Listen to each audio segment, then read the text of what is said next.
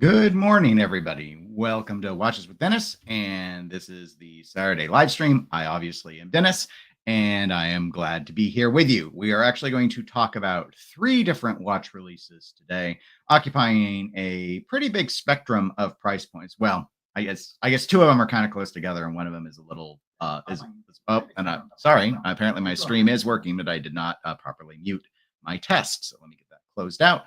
All right, apologies about that. No pre-recorded videos since the last live stream. I think I may have had it. I don't always report on my YouTube shorts. So I think I did one based off of the last live stream, just sort of highlighting one of those aspects, which of course didn't do very well because nobody cares about shorts. But went ahead and did it so that I would put something together. An item that I do not have for this discussion, but I want to go ahead and open with before we get into today's watches is I did read yesterday the news that's being reported. It's not been confirmed by either brand yet, but purportedly Carl F. Bucherer is being shut down by Rolex. This is the watchmaker. I don't know. I actually don't know if I know anybody who owns a Carl F. Bucherer watch, but you've probably seen them if you've seen the John Wick movies, because that's the watch that's on Keanu Reeves' wrist in those films. I know Hamilton's usually the Hollywood darling, but Carl F. Bucherer got to do John Wick. But anyway, it was part of the pickup when Rolex acquired Bucherer. And it's always been, I guess, for quite a while now, something of a hobby or a pet project. Purportedly hasn't been profitable in years. And so there was a news magazine out of Switzerland. There's a link from Hodinkee talking about it.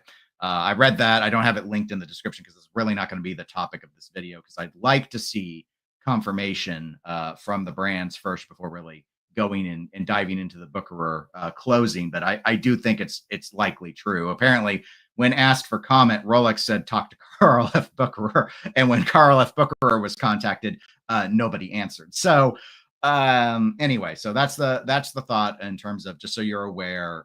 So I don't know if we're going to see like fire sales from the authorized dealers or anything. I actually do live near a Carl F. Bucherer dealer, and it's not a Bucherer. It's not a Bucherer store. Here's the interesting thing for me. It's not the same AD that does Tudor and Rolex. It's actually our Omega AD that does Carl F. Bucherer here in Kansas City. But again, their merger was relatively recent. But anyway, so that's out there. I did actually go and read if you use a translator, you should be able to. The original article, I think, was written in German, but it translated quite well, and I was able to go ahead and read that. But FYI, that might be next week's conversation. I do not know if it's warranted or not. Maybe I'll do a video on it. I don't know yet. Again, this is not a brand that, well, I think a lot of watch enthusiasts are aware of it. I think we vote with our wallets, and not very many people have ever bothered to pick these watches up unless they absolutely had to. I have heard that in some of the Bucherer stores back before Rolex acquired them, that having to get a Carl F. Bucherer was one of the methods that they used before letting you get Daytonas. So anyway, one of those particular things. But again, we won't be focusing on that today. And today on the wrist is a brand that Rolex has not killed off. This is Parmigiani Fleurier. The purportedly Santos Foundation has been wanting to unload Parmigiani for a while now, but the Tonda PF micro, I might have wore that last live stream. I don't remember, but I'd have to go back and check my spreadsheet. Let me take a sip here. So today we're actually going to cover 3 different watch brands with their releases. We're going to talk about a limited release from Baltic. They have a new, was it the Hermétique? I'm going to say Hermétique. Zenith and their carbon fiber chronograph that they've done, and then the first of the 2026 Omega. I think it's the first of the 2026 Omega Olympics, because of course they have to watch. This one's a Seamaster, so I think they'll be pretty interesting today. But let me go ahead and get caught up with the chat. But I say thank you to all of you who are here, even if you're not commenting in the chat. So good morning, Kevin. Welcome. I hope things are going well for you. Tuna, thank you for being a club member. If you'd like to join the 99-cent club, there is a link in the video description. There's also a link to the Discord if you like to chat about watches. You don't have to be a club member to be in the Discord. And of course, somewhere down there is also the like button. If you hit the like button, it's supposed to help. I've looked. I'm not sure it helps, but maybe I always just have the same number of likes. Irvin, welcome to the live stream. Glad you are with us. David, good morning, and thank you for being a club member. Same to Under. Hey, hello. Hope things are going well for you. Thomas, I was sound asleep when you did your live stream this morning with the Escapement Show, but I hope it went really well for you. I believe the topic was two-tone watches, if I remember correctly. Tuna, club member, who I've already greeted, saying Bucherer shut down. Yes. Well, purportedly. Don't know what the phase out plans will be. I'm sure more details will be to come. Rumor is a number of the watchmakers are being offered jobs with Rolex manufacturing. I believe there's a nearby factory that's being spooled up that they would be able to work at. So there's some of that logic going on there. And I'm sure if you can put together a Carl F. Bucherer, you can put together something as simple as a Rolex. David says, we need a new John Wick movie in which he takes revenge on the Hans Willdorf Foundation for killing Bucherer. Yeah, I'm guessing I'm back. That's let's go as close as I get. I might be a little under the weather. I'm not sure. So that's what I'll play. I'll always just say I'm sick anytime anything I say doesn't sound right. Underhay says, yes, that sounds good. Koji, welcome to the live stream, and thank you for being a club member. Well, they killed John's dog and stopped making his favorite watch. Oh. And let's see. Underachieving says John Wick going badass on Rolex would make a great movie. Yeah, all tens of us would go in and flock to. Honestly, Keanu Reeves is so popular as John Wick. I'm sure plenty of people would be happy to see yet another one. I think we'll just see spinoffs though in that world would be my general take. Watches for you. Good morning. Hope things are going well for you. I saw him kill. I wish I could do a Russian accent. I saw him kill 3 men in a bar with a spring bar. Yes, say it, Baba. What do they call him? Baba Yaga. Baba Yaga. The like button. Did someone say my name? Yes, like button. Thank you for being here. I always appreciate the support of the like button. Very, very good. And Tuna concludes it with, they killed John's dog and opened the gates of hell. Well, you know what's not the gate paving the way to the gates of hell? I've heard good intentions. But Baltic, no one's ever accused Baltic of paving the way to anything bad. So here you go. Here's this is a limited edition. So can I pronounce any of these words? Well, I can say Baltic, but that's probably about it. So again, I do have links to all my sources in the video description like I like to do. So this one is Hodinky, has this write-up on the Baltic Hermétique dual time Enduropale edition. So apparently the Enduropale is some bike race. I guess they bike on a beach, which sounds impossible to me. So I guess that's why it's an extreme sport, because look, I saw Attack from the Clones when it came out. I hate sand. It's gritty. It gets everywhere. Why would you bike on it? I don't know. I've subscribed to the Anakin Skywalker philosophy when it comes to beaches. Being from a landlocked state, this is probably in no way surprising. However, a lot of people are apparently really, really into this. The Hermétique is not a new watch. However, this look to it is new. And the big change up is going to be, you see this secondary crown. It's because this has an interior rotating bezel. So you can turn this around. This color scheme's not even new. I know Baltic's done these colors before. So this, the Hermétique's kind of like their field watch line normally, but this internal bezel gives it more of again, I often think of compression divers. You get that generalized aesthetic. Overall, I think it looks pretty good. I'm not huge into this color scheme, but like a field watch should be, deeply, deeply legible. These actually remind me of the style of Arabic numerals you might see on the Black Bay bronze collection out of Tudor, but here more in a field aesthetic. And obviously the internal bezel is very different from anything that Tudor is doing in the Black Bay lineup. 37 millimeters, I believe, is the size, but let's go ahead and go to the basic summary information. Yes, it is 37 millimeters in diameter, just under 11 millimeters thick, so reasonably wearable. Obviously, very, very well loomed. I'll let you see the photos. It actually has 150 meters, not 100 meters of water resistance. Bracelet and strap options. I believe only 200 were made, and I've read these are already sold out. So why are we talking about it? Well, I put the show together before I knew it was sold out. So that's why we're talking about it. 600 euro. I think that runs about 750 US dollars or so. And it's driven by the Miyota 9000 series, in this case, specifically the 9039. So not an impressive power reserve, but I know a lot of people, especially micro brand fans, really do like the Miyota 9000 series. I do have one. Actually, I have a Baltic, and it is driven by a Miyota 9000. I have one of their Aquascaf models that I picked up last year. So anyway, really clean look, color scheme that's a little out there, but not super avant-garde, and has definitely been one that they've played with before. My understanding is the last time they kind of used this green and purple tone, it was on another limited edition. So maybe part of the motivation was just to bring it back.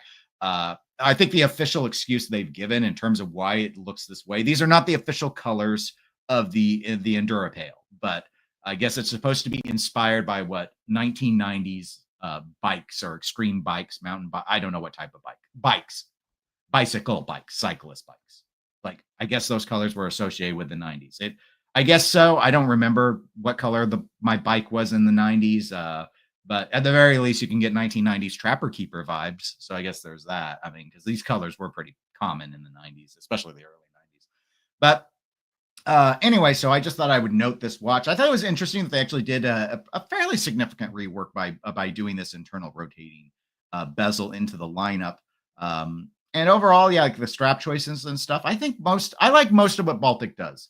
I gravitate more in general to the look of their dress watches, but since I have so many dress watches already, I've never pulled the trigger on any of them, which is why I ended up getting the Aquascaf because I wanted to get another bronze watch because I'd let my far too chunky Tudor version go.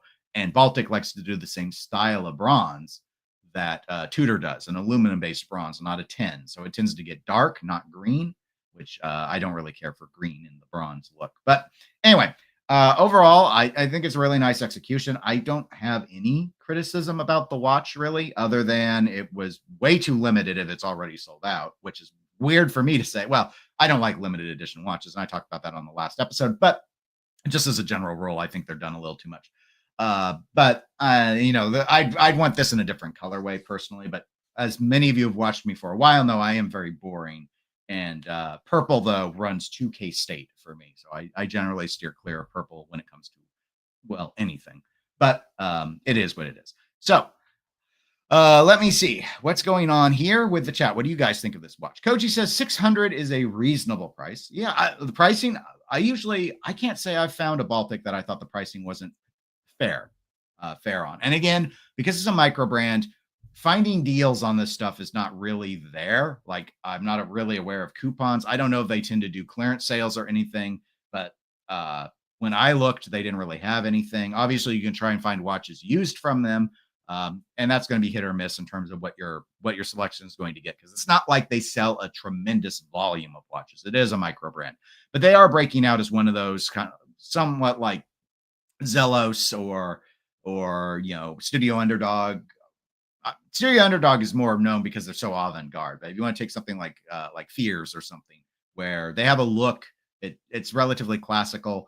Baltic does seem to be injecting more of their own DNA in. They have a not full on like NTH homage style look where they're flat out cloning something, but they do tend to take something famous from the vintage catalog and do a twist to it. I feel like they're doing more twists now, which I think is good. I think it's healthy to see that. Neff, welcome to the live stream, and thank you for being a club member. Says, I much prefer, well, you didn't say I, but I added the I. Much prefer the 9000 to the SW or the Sellita 200. Yes, I know a lot of people are very critical of the Sellita SW200, both for its limited power reserve, which again, the Miyota 9000 isn't really going to change all that much on.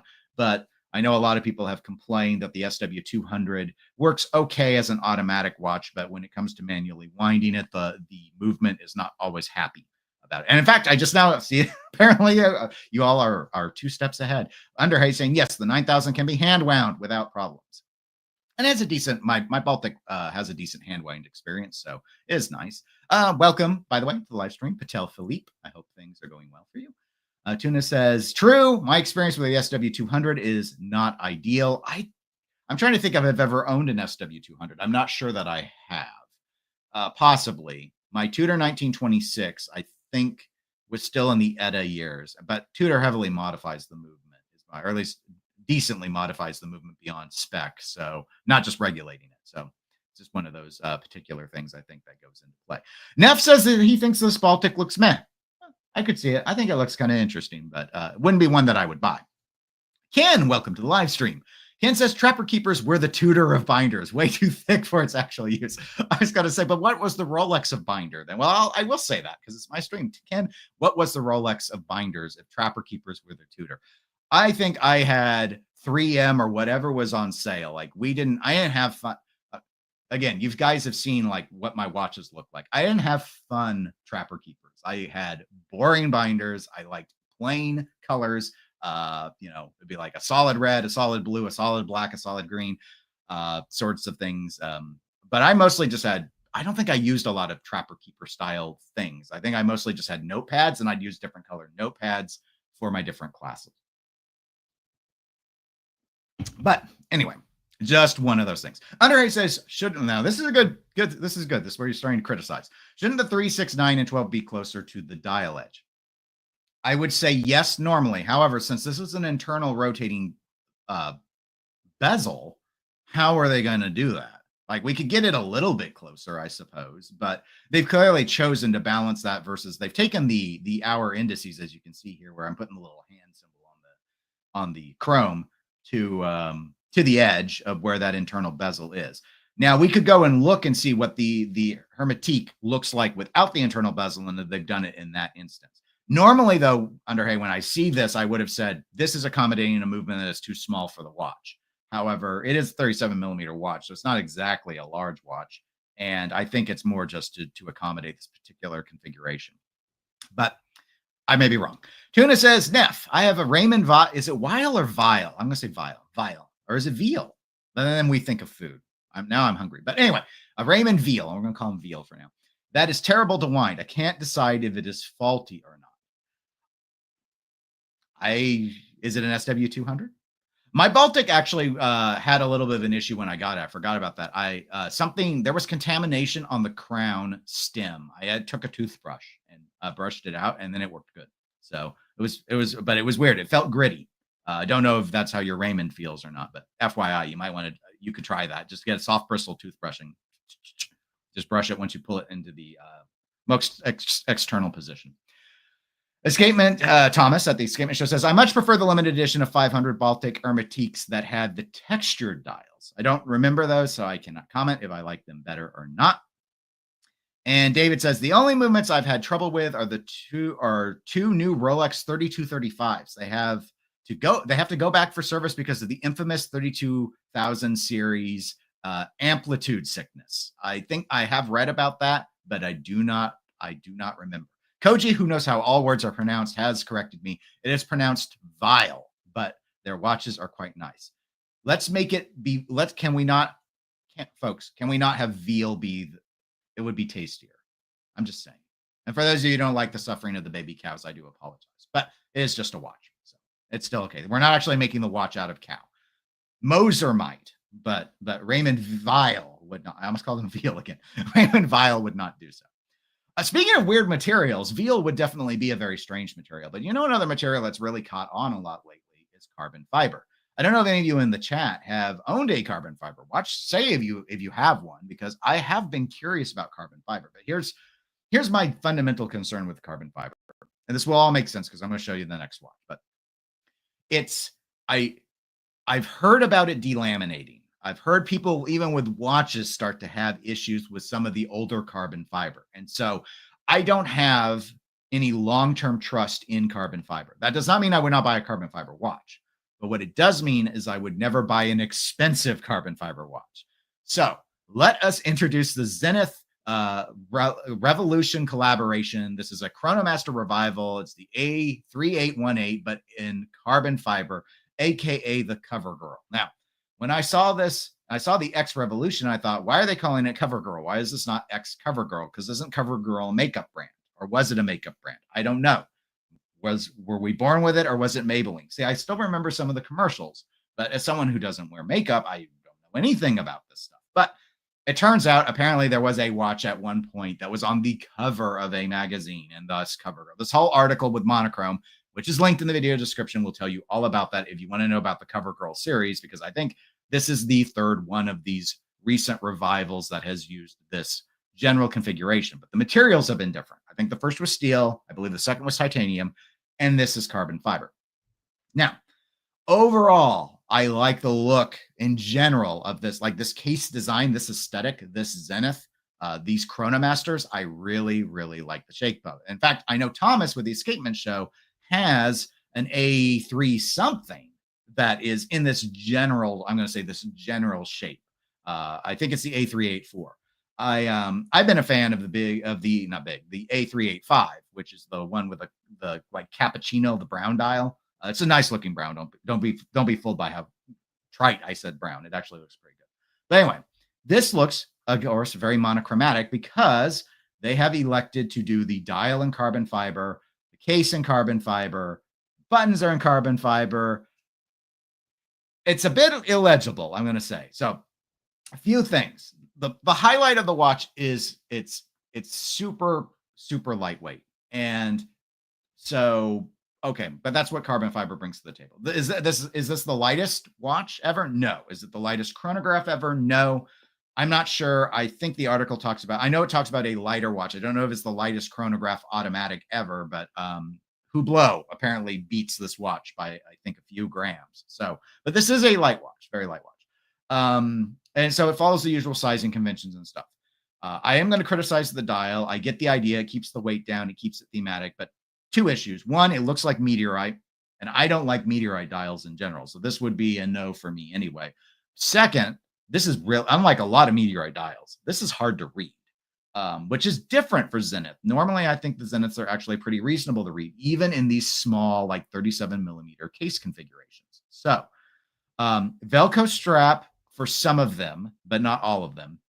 The watch is 55 grams. That's including the Velcro strap. But they're making a few of them with the strap and then an even fewer of them with the ladder bracelet. So the ladder bracelet is an interesting design. I have tried on the ladder bracelet. I tried it on a Defy last year, and I actually liked it. Part of the reason I never got the A385 was I wasn't sure I would like the ladder bracelet. Comfort-wise, it's okay. Look-wise, it's very throwback. But, I went a different route when I ended up buying a Zenith chronograph. But they have done the bracelet in carbon fiber as well if you want to get one of the carbon fiber ones. But here's the thing. Zenith MSRP is, I think, very ambitious, just in general. They're very, very expensive. Their watches take a huge bath on the secondary market. And not to mention, you can tend to find most of the models gray within a year, and they're usually pretty heavily discounted as well. So long story short, they're making 160 watches. They're making 150 of them with this regular strap, and they are charging almost $12,300 for that. However, if you want it with the ladder bracelet in carbon fiber, which isn't a precious material, I get that they probably had to take steps to mold it properly. 28,400 euro, or in American money, $27,000 for carbon fiber. No. I don't care that 5% of the pros, 5%. So let's not stretch too hard, is being donated to the Los Angeles Fire Department, which of course there's a very serious wildfire. Brief aside, let me zoom it out. Let me zoom me in for a moment. Brief aside. I get it. It's y'all's money. Do what you want to do with your money. And if it makes you feel good to buy watches that are tied to charity stuff, by all means, do what you want to do. My general recommendation, be it wildfires, the Red Cross, prevent cancer, whatever, is donate to the charity. Don't buy stuff and then pat yourself on the back for a 5% contribution that they make on the back end. If you want to help a charity, help a charity. This sort of stuff, it can add a little layer of feel good, but please don't just buy this watch to help the wildfires. Send them $1,000 instead of spending $27,000 and buying a ladder bracelet from Zenith. That's my TED Talk. Thank you. All right. So, generalized summary. Again, these are all been 37 millimeter watches. That's the case shape, 12.5 millimeters high. So it's quite thin for an automatic, but well in line with all the other styles of these that have come out. 47 millimeter lug to lug. It's driven by the El Primero caliber 400. That is not the second hand whips around, chronograph seconds whips around the dial once every 10 seconds. This is the older movement. But it is I believe it's the older movement. Because the new one's the caliber 3600. However, it's a nice movement. It's 50 hours power reserve. It is high beat, just like the new one as well. So, and you have the two strap options, Velcro or ladder bracelet. But anyway, so that's what they are. I think I like boring, but these are too monochrome. They're too hard to read. They're way too expensive. I don't trust carbon fiber. I think it's cool that they did a ladder bracelet, but they only did it for 10 of them, and they had to add $10,000 to the price. which I just shake my head at. And I like the size. Like this is chronographs I feel I've got, and I get it, and we all have our own taste, but a lot of chronographs I feel are well larger than they need to be.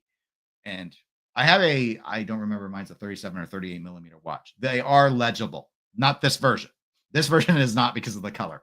However, I know people have worried. I worried when I got my Chronomaster original that the dial would be too small to be able to read and reasonably use the chronograph. It's fine. It's absolutely fine. There's no reason for them to have to be 43 millimeter plus. But anyway, those are my thoughts. Let me go ahead and start accessing the chat and seeing what you guys have to say about these particular watches. So Koji says, have a carbon fiber walking cane / sword. Is the sword part also carbon fiber? Let me just insert that as a query. And it's held up quite well, but I haven't been involved in any duels lately or been attacked by a tree. Okay, well, I'm glad that the trees have not been attacking you, but if you've ever watched M. Night Shyamalan's The Happening, it's not the tree that's the risk, it's the wind. It's a terrible movie, and I'm not recommending you watch it unless you're in a mood for a bad movie. And then watch The Happening and watch Mark Wahlberg, go around being like, what? And then the wind being all, and then people die. Anyway, this is not movies with Dennis, which I could probably do that, but why would I? I'm too busy. I'm far too busy. Underhay says, carbon fiber is basically resin with a carbon fiber filler, like Swatch Bioceramic is resin with a ceramic filter. Yes, but I respect what you get with the lightness of it. Just like I don't have anything against bioceramic, except I don't like that they say ceramic because it implies to you that it's pottery, not plastic.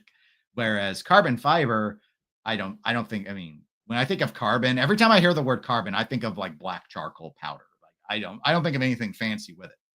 My issue is it's not a fancy material. It's clearly not precious in any capacity. I don't think it's all that hard to work with, but I really question its longevity in the watch setting with all the exposure to the sun and stuff. And again, maybe not an issue, but why are we treating like this is not like tantalum? Why are we treating it like it's hard to work with? Maybe it's harder to work with than I realize, and I'm being super dismissive without cause. But hey, is that not what YouTube is? I mean, I'm just a hobbyist. I ain't working in materials. I don't know this stuff, but I know there are carbon fiber watches from Tissot that are from Tissot. They're affordable. So I really question this a lot. Saying aside that I am sure it was a lot of work to figure out how to make the ladder bracelet out of carbon fiber. I will say that, but only that. Neff says that Zenith is cool, but I don't know about the longevity of that material on a watch. I might let everyone else beta test them for the next decade or so. Yeah, that's good. Let them take the $27,000 hit, and then we'll find out. Hopefully. Ken says, I can't stand the see-through lingerie style bracelets. Yeah, the ladder bracelets are very polarizing. I think they're kind of cool, but I was very unsure. Like, it wasn't one I was willing to get and then try, like, order and then get stuck with a watch. Like, I was concerned enough about if they felt too flimsy. Obviously, the gaping holes on it should keep your wrist relatively cool, but I don't like rally straps because of the holes in it. So it was sort of a thing. I'd want to spend a little more time with it. But in terms of how it felt on wrist, I will say that it was at least comfortable. So, and obviously they make them better today than they did in the 70s when it first happened to come out. Carbon fiber, according to Underachieving, didn't work well for Ocean Gate. True. And I have said when I've talked about carbon fiber watches on past live streams, when they do them in dive watches, I'm looking at you, Tudor. Well, I'm looking at my webcam, but I'm going to pretend Tudor's on the other side of it. Looking at you, Tudor, I will not buy a dive watch in carbon fiber because talk about bad timing. I'm just saying. That did not give me any confidence that is a material that belongs in the water. And a chronograph like this, whatever. I'm okay with that. Orange Hand, welcome to live stream, by the way, says, damn, that's an expensive plastic bracelet. Yes, it is. But think of the craftsmanship, Orange. Think of it. The hand forging of the plastics together. I don't know how they did it. I assume some sort of injection molding. Underhay says that Zenith just looks messy to me. Like, I like the steel version with the brown dial you mentioned. Yes, the more conventional A300 series are overall, I think, a lot better. But again, they're the same. It's the same case shape, but better dials, easier to read, more traditional Zenith tri-coloring, things like that. They have pandas and stuff too that look really clean if you like panda dial, all sorts of stuff along those lines. Joe Bolt says, it's so weird seeing the USD below euros. Yeah, I hadn't thought about that. Do they leave the VAT out? Usually the reason why you don't see it like that is the VAT is often included in the euro price because that's relevant to most of the buyers that would shop that. It does not say whether the VAT was included here or not, so I do not know the answer to that. Here's a picture of the movement, by the way, if you want to take a look at it. Underachieving says, for the money, it's a dumpster fire. I mean, hard take. I wasn't going to go full dumpster fire, but I'm not impressed. Let's just say that. But Zenith has had weird ball. They've had all ball pricing, not unpredictable oddball like Seiko, where you're like, guess the price of the Seiko. Zenith definitely has delusions of grandeur about where their price points should be versus where their watches actually command. Which, hey, I mean, they come up gray, they come up used. You can get deals galore, and they are nice watches. I mean, there is a reason why the Zenith Chronomaster Original is my only mechanical chronograph at this point. It is I like how it feels. I like how it wears. I did think about selling it because I don't use the chronograph that much, but it was the one watch last year I pulled from sale because I was like, two things. One, the amount I would have to sell it for would have been a tremendous drop from even what I paid, and I bought mine gray, which I could live with. I mean, I've sold almost all my watches. I've sold at a loss, but the other aspect was I forgot because I hadn't worn it in a bit how nice it wears in these small sub 40 millimeter sizes for my wrist, which is 6 3/4 of an inch. So yes, it's YouTube, so I have to have a baby wrist. It's science. YouTube asks us that before we set up our channels. Orange Hand asks, is the full carbon fiber more expensive than their gold Chronomaster? I do not know the answer to that, Orange. In fact, I guess we could look. I did not remember that there was a gold Chronomaster. I knew there was a gold Chronomaster Sport, but I don't know if they have a gold in the original case configuration. So let me see if I can get us to. We'll take a quick exploration here and get us to. Or let me reshare the screen now that I'm done Googling. All right, let's see. Can we find a gold one? There we go. Chronomaster Original in gold. There was one. 21,900 is more expensive. In fact, I showed you the next watch. Spoiler alert, it's Omega. Let's see. So yes, so 12,320 for Velcro, 27,210 for strap, versus strap version of gold would be 21,900. And I don't think they sell any on a gold bracelet in the original configuration. So yes, significantly more than buying the gold, which this looks really nice. I would probably like this watch quite a bit. I don't know. I need to make sure I like the brown strap. I think they use a similar brown strap on the A385, and I'd much rather get it on the ladder bracelet because I don't think the strap matches the dial perfectly, which is a minor pet peeve of mine, but PV nonetheless. All right. Let me see. What else have we got here? Neff says, I've been looking at a rifle with a carbon fiber barrel, but again, I have the same reservations about longevity. I do not know much about firearms and materials. I assume all of mine are, my grandfather was a hunter. He was a hunting guide actually in Alaska. So I have a few things from him, but they're all like blued steel, I assume. But anyway, back on this watch so people can see it. Watches for you. I agree with you, Dennis. I do not like meteorite dials. The carbon fiber case and meteorite dials remind me too much of structural foam used to build playgrounds. That's interesting. I had not thought of the foamness. I'm not quite sure. Like mentally, I've tried to explore why it's something about the texturing bothers me. I think it's the I almost said asymmetry, but yeah, it's like jazz, right? So jazz, it's supposed to have a flow to it, but sometimes it just sounds like random noise to me. It depends on the jazz, but the sort of haphazard nature to it, it's natural, but it's natural in a way that I find unappealing. I don't know. Like, I guess my assumption is this all runs against my desire for uniformity. I like asymmetry, but there needs to be a structure to it, broadly for it to appeal to me. It seems to be like, I don't know, I'm trying to self-analyze my taste, but I guess that's kind of how it works. Tuna says, full carbon looks a bit OTT. Zenith, of course, are a respected brand, but they always seem overpriced.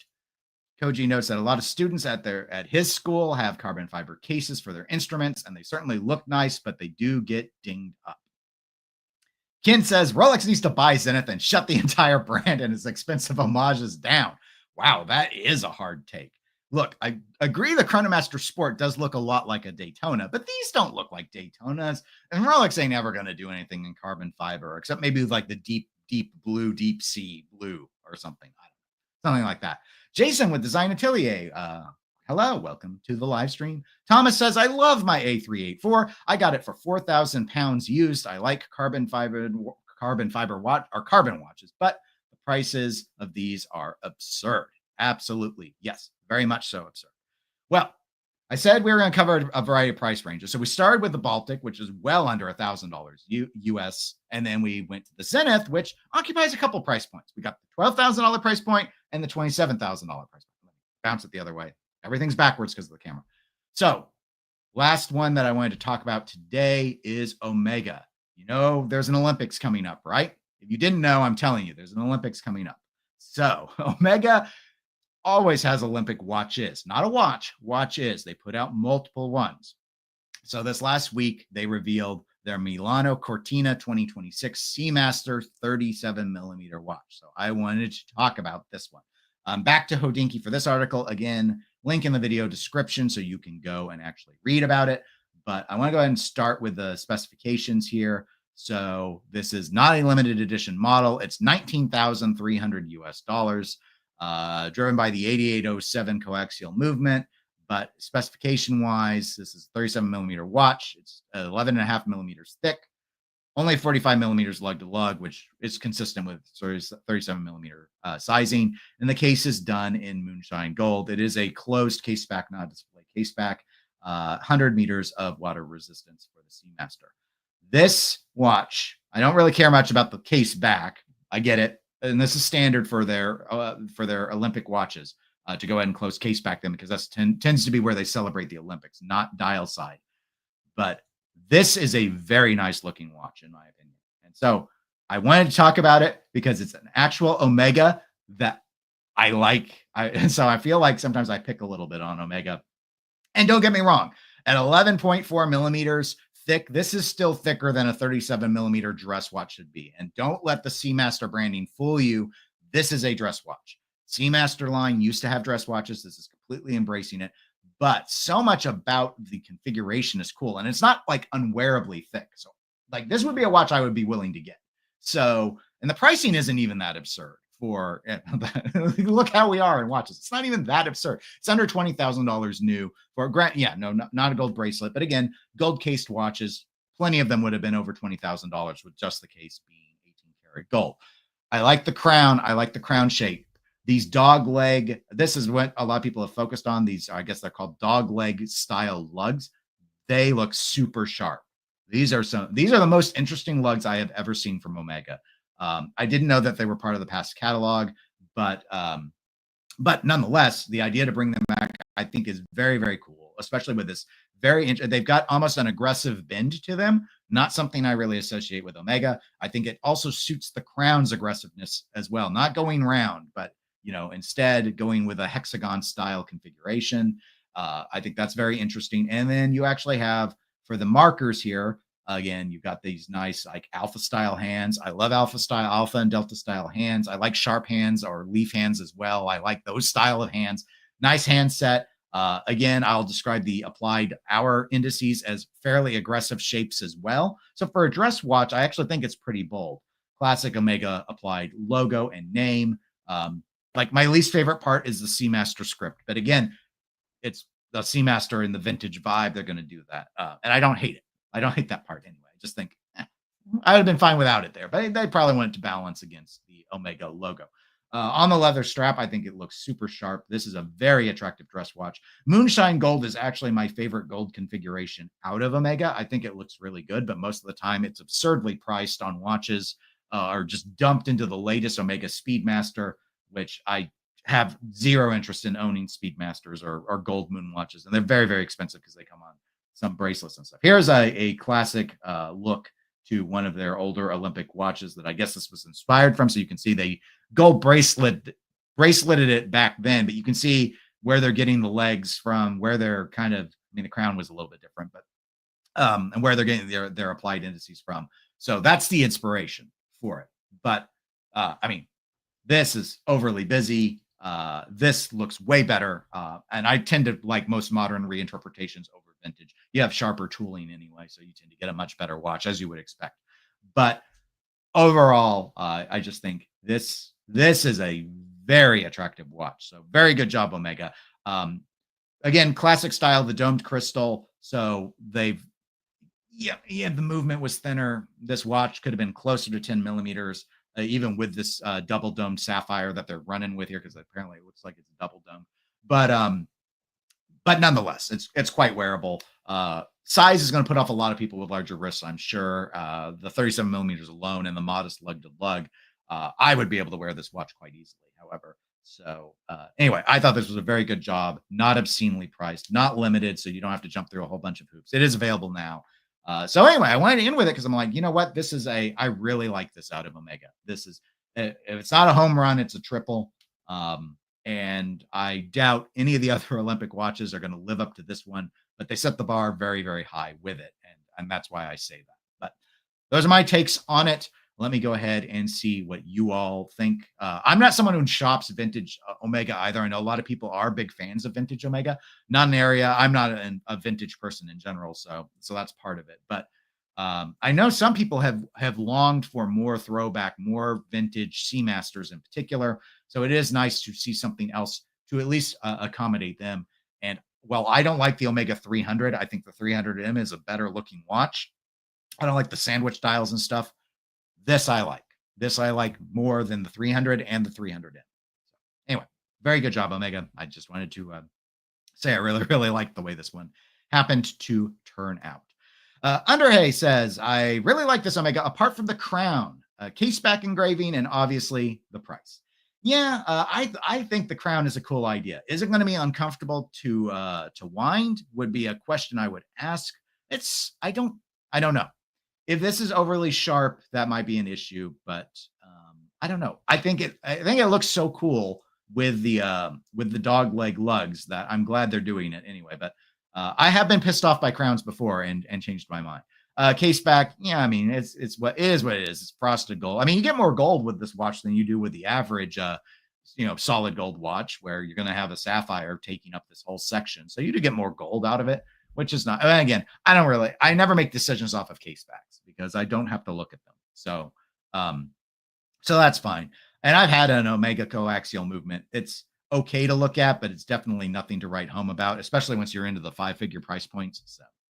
So I'm okay with that as well. Koji says, I'm a sucker for spider lugs, and that crown is pretty fantastic. Oh, so Koji and Underhay might have to fight it out over whether this crown was a good idea or not, but I leave that to them. Tuna says there's always an Olympics coming up, but this Omega does look like a decent watch. Yes. And yeah, it feels like, didn't we just have Olympics? And again, it's 2026 Olympics. We just got done talking about 2024. So because Omega, even though in theory there's an Olympics every 2 years, with Omega's release schedule, there are Olympic watches every year. So even if so from the Omega perspective, you are absolutely correct. There is always an Olympics coming up as far as Omega is concerned. Which, hey, it's just as well because they're stuck not being able to have an upcoming Bond movie to exploit. So they got to exploit the Olympics, which is their only other big thing that I associate them with.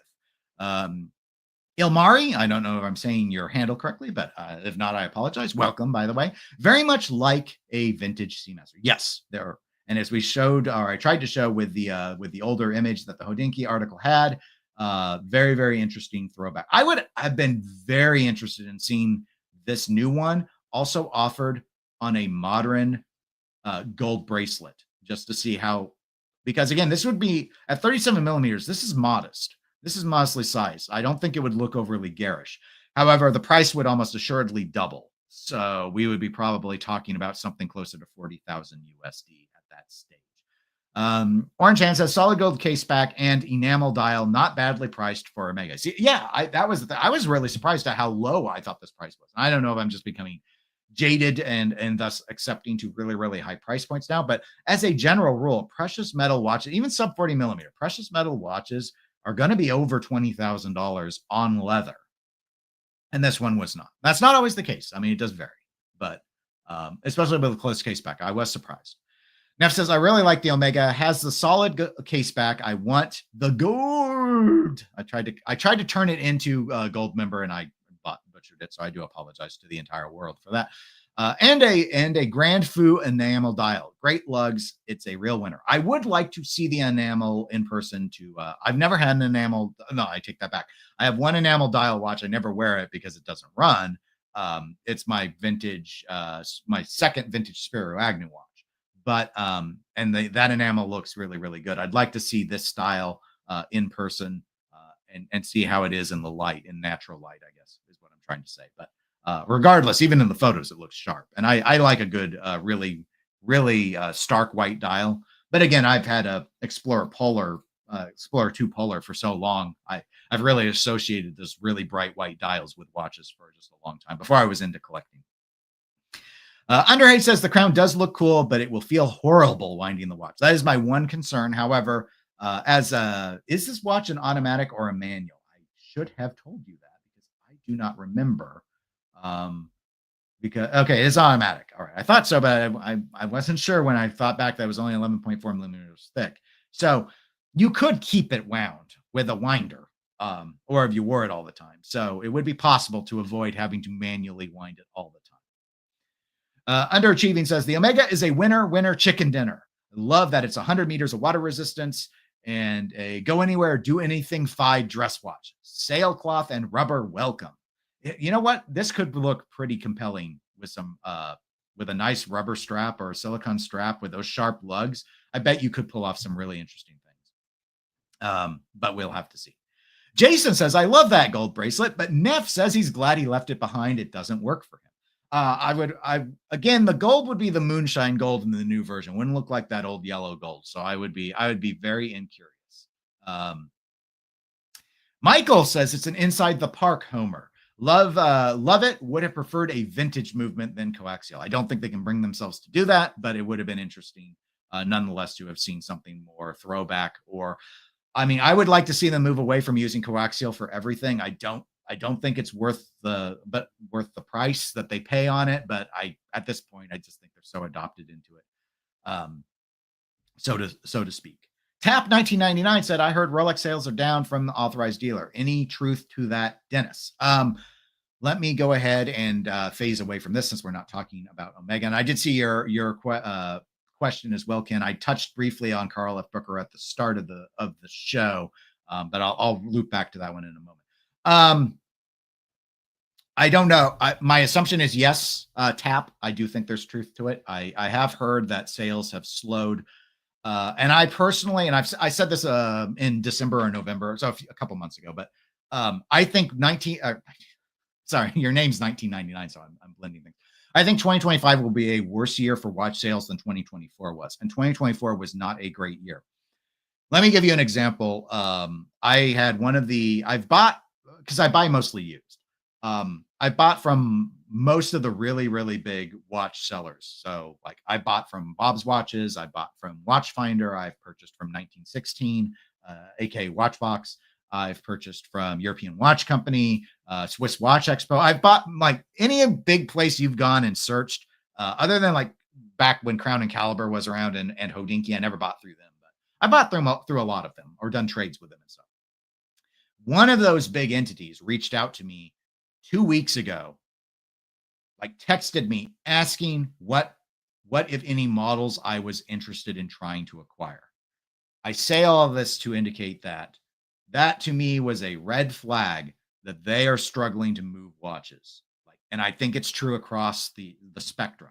So given all of that, if the secondary market is suffering, and we've seen the Rolex prices come down on the secondary market, yes, for almost all of the models, you are still paying above retail, but they're very, very close to MSRP. Like if I really cared, I would have just bought the Rolex sub from a gray market at this point because the markup's not that significant. But I don't care enough to bother. So given all of that, I imagine that the ADs are slowing. I have seen others claim that certain models are now more readily available. Rolex Submariner dates are generally offered. I mean, I did get an offer for one of those and I wasn't after it. So again, those there, I'm definitely seeing signs myself, but I've heard from others that are more in tuned into Rolex that far more things are just readily available or accessible with a 2-month wait. Lots of date justs are in play now where no, they won't be in the store when you go, but they'll be able to get them for you in 8 weeks, sort of things like that. So I've been hearing a lot about that. And I think that's not a reflection on Rolex specifically. It's a reflection on the market in general, which is why I predicated all of that with the fact that I got cold called or cold texted from someone I bought a watch from before. And I'm like, they have never done that before. So it's always been me asking about watches, or if they've got something that maybe they're refinishing that I haven't seen yet. It's never been, hey, Dennis, what are you looking for? I'm like, okay, not a good sign. Not a good sign if they're doing that. So back to Cloud's question on, are you guys sad to see Carl F. Bucherer go? Wonder what the SAs at Bucherer will be made to push on us now. So SA Sales Associates. So I might do it. This might be next week's live stream when we see more confirmation. I think it's true. But given neither Rolex nor Carl F. Bucherer, as of when I was turning the show on, I checked an hour ago, they hadn't said anything yet. So I want to wait a little bit because it's not like breaking news, like it's of super excitement. Because again, I'm going to ask you all. Well, I asked this at the start before people were connected. Do any of you watching live, or if you're watching the recording, you can leave it in the comment and I'll go back and read it. But do any of you own or have ever owned a Carl F. Bucherer watch? I have not. I didn't know they did anything other than dress watches because those are the only ones I've ever looked at. And all I could tell you is if you really wanted like a precious metal dress watch, Carl F. Bucherer is a great place to look used because you are going to pay pennies on the dollar for one of their watches. I have since learned that they have I'll be generous and say polarizing dive watches and a variety of other watches. Obviously, I've seen Keanu Reeves wearing them in the John Wick movies, but he wears them reverse style, so you can't usually see the dial very clearly anyway. Anyway, it's never been a brand that I could latch onto. Their dress watches were too mundane for me. I was like, if I'm going to get a dress watch, I'd rather go ahead and get a used Breguet or, I'll use Breguet is a good example. Like if I'm going to get a fuddy-duddy style watch, I'm going to get one that has some really cool hand-finished guilloche. I'm not going to just get the dial of a Tudor 1926 in a precious metal Carl F. Bucherer watch. So in response to the question that Ken had, no, I am not sad to see Carl F. Bucherer go. I understand that it has had a very long duration as a brand, but reports are it has been losing money for years. There's no business reason to keep it around. Again, why I ask you in the chat if you own them is, who cares if it exists if none of you ever buy the watch? If we're not buying the watches, why does the brand have to exist? It's not like we're melting their entire past catalog. Those watches will be out and about. Will they grow in value? Probably not, would be my thought. I'm not, I ain't giving you investment advice, and I'm not a futurist. I can't tell you. I mean, they've never been very popular, and there's a reason for that. They have some, I've looked at some of their world timers. They look kind of cool. I've looked at some of their dress watches. They're all right. They can do complications. The thing is, now it's where I might explore in a future video is, even if it was making money, I questioned when they did this acquisition where it was going to fit in the portfolio for Rolex. Rolex has the 1908. Are they saying Carl F. Bucherer is better dress watches than the Rolex dress watches? These are questions that they hadn't answered, and I didn't know what those answers would be. My assumption had been they would probably have spun off Carl F. Bucherer and gotten rid of it. Long term, I thought that maybe would be what would happen. But my thought on that was not operating with an understanding that the brand had been losing money. I thought it was profitable. And regarding the sales associate thing that Ken brought up, I had heard that in Bucherer stores, it was a common tactic to go ahead and say, hey, you want this steel Daytona? You will be buying a Carl F. watch. So I guess some people got stuck with those, which is probably why you can find. I've heard some people say they found Carl F. Bucherer watches used 90% off MSRP. 90%. If you're new to watches, that amount of depreciation is absurdly shocking. Absurdly shocking. Watches gray market being over 30% off is often relatively rare, especially if you get to the 40% off stage. Used mini watches that are from popular brands don't usually, unless they're damaged, don't usually fall much less than maybe half off. Is often half off is often a good deal. I'm painting in really broad strokes, but 90% that is not the sign of a brand that can endure. It's a sign of a brand that people were forced to buy their watches and then dumped them. That's what it says. So anyway, I think you had a past owner that it was when rich dudes do weird things. I you see the playfield on my wall there. We have rich dudes there's a pinball manufacturer that has done shockingly weird pinball themes, like The Godfather. Like, don't get me wrong, Godfather's a great movie, but it's not a movie I think of with the excitement and action of pinball. But when the owners of the brand want to do a theme because they love a theme and they're billionaires and it doesn't matter if it makes money or not, and they can just subsidize the whole thing as a hobby, strange stuff happens. And that's my understanding of what was the deal with Carl F. Bucherer. You had a very successful company in Bucherer, and this was a pet project, and Rolex doesn't do pet projects. They have the hand over fist profitability of Rolex, and they have the now, I'm sure, quite comfortably, though not nearly as profitable brand of Tudor. And Carl F. Bucherer is a lodestone on the books, doesn't make money, and you have to decide where you would slot it. And Rolex clearly has not abandoned the idea that they're going to do dress watches. They took a step back from Cellini, and now they're trying to do 1908. And the one thing I knew from Carl F. Bucherer were the dress watches. And it's like, are you saying that's above Rolex? And I don't think Rolex wants anything to be above Rolex. So where does it fit? And their sports watches were ugly. So where does that fit? Like, are you going to slot it between Tudor and Rolex? There's not much space there. So you can't put it above Rolex. Rolex would never allow it. And are you going to put it below Tudor? Why? Tudors are already some of the most affordable luxury watches there are in the sports space. And you don't want to take a brand like Carl F. Bucherer and turn it into the new Rolex owned T7. There's no place for it. It doesn't make sense. So it doesn't, I don't mean to sound mean. It doesn't deserve to live.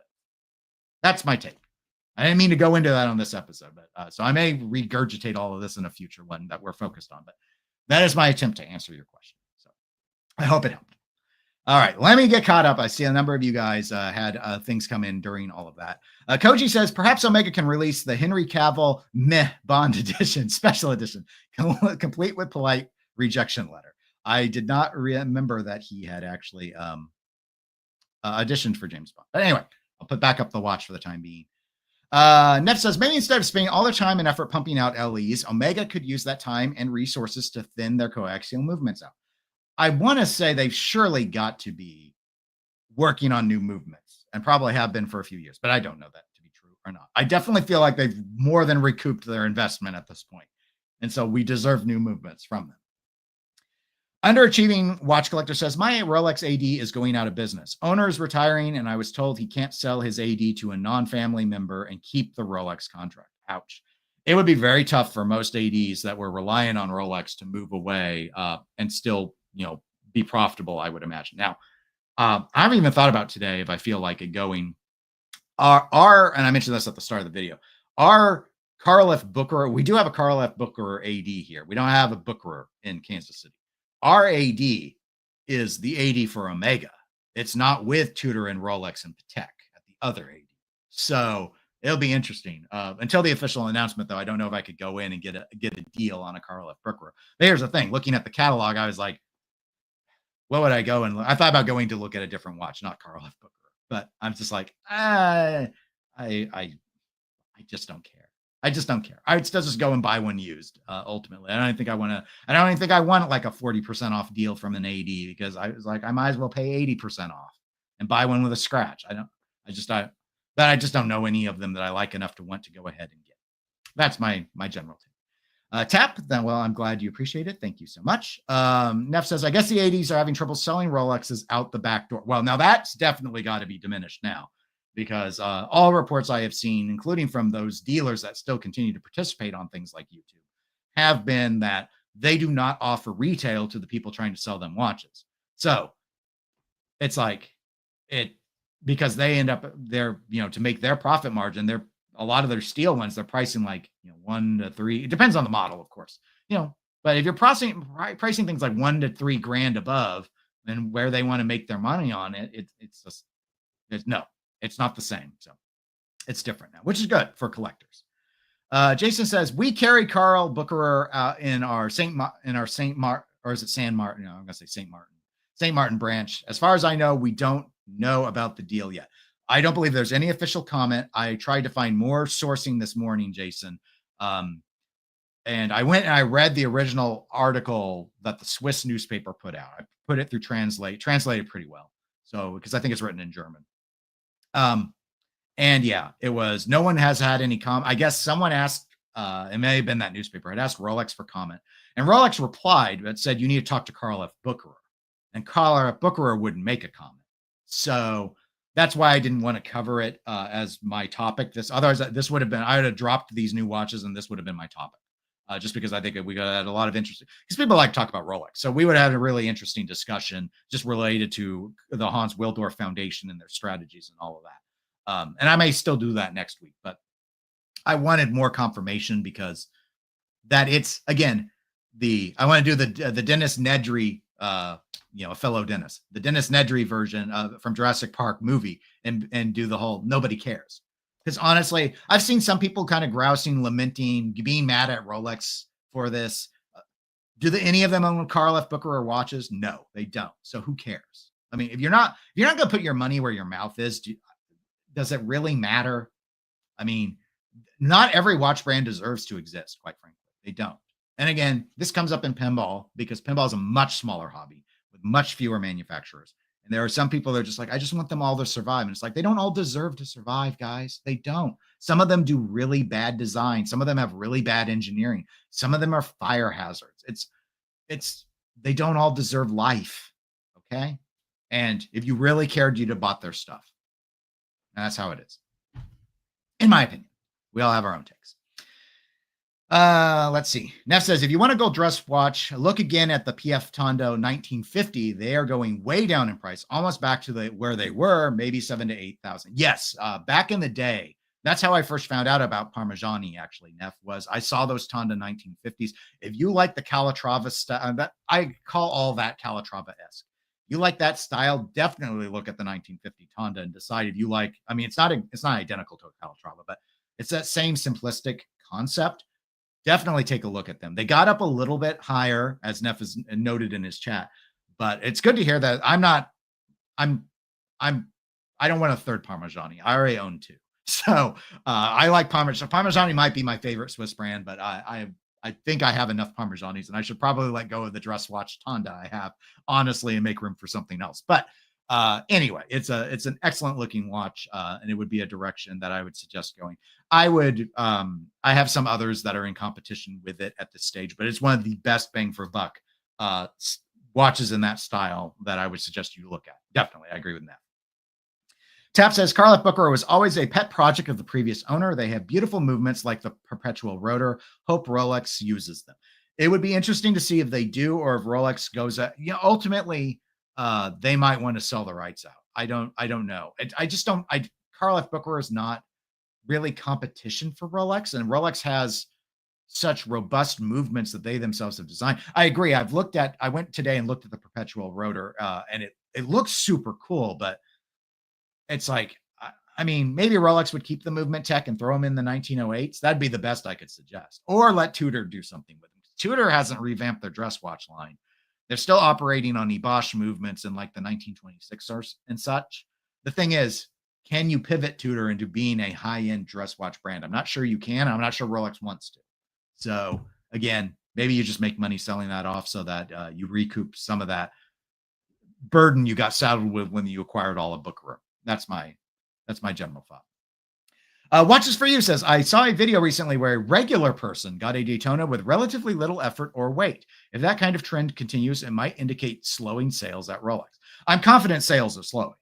Sales are slowing across the board in watches for a variety of reasons. In part that there was a significant volume being done because they were selling them, quote unquote, out the back door. I don't mean that as in terms of ADs that were violating their agreements and truly doing that.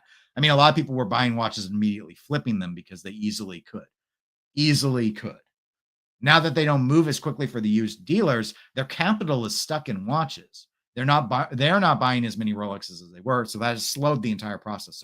So yes, sales have slowed because that secondary market, the gray market, if you will, cannot move watches at the same speed. And there's a mix of reasons for it, from the speculation going down from the pandemic era because pricing has gone down in terms of what people are willing to purchase, to economic uncertainty.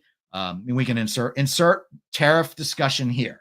And there's still talk in the United States about the administration slapping the EU with tariffs. People don't spend when they worry. Like, you might think that people are like, oh, the tariffs are coming, let's buy our watches really, really quick. No. What it does is economic uncertainty causes people to not spend. They hoard their money. I haven't bought a watch in months, and I look at the economic climate and I wonder, do I want to buy one right now? So, but anyway, this is all easily modeled stuff. Like, this sort of economic behavior is completely predictable. Ken says Bucherer is better known as a dealer, not a watch. You can't sell it either unless you rename the stores. And again, yeah, I don't know. Maybe they keep the name and they sell the technology and the equipment and the tooling. I have heard a rumor. Part of the rumor is that the Bucherer watchmakers have been offered a job by Rolex, some of them at least. I guess one of their new factories they're spooling up is near where the Bucherer factory is. I don't know if it's in the same town or not, but my impression was that it wouldn't have been much of a move or it wouldn't be much of a commute. I don't know. I have not looked into any of that, but I did read there was the claim that the employees that are making the watches have been offered the opportunity to work for Rolex. We do know with the factories needing to be onboarded here up through what I think their big one's coming online in 2027. They have been hungering for more watchmakers to put these watches together. So the staff, Rolex, I'm sure definitely has a use for. And as I somewhat tritely opined at the start, if you could put together a Karloff Bucherer watch, you can work and assemble a Rolex. It ain't hard. So, because they're not complicated watches.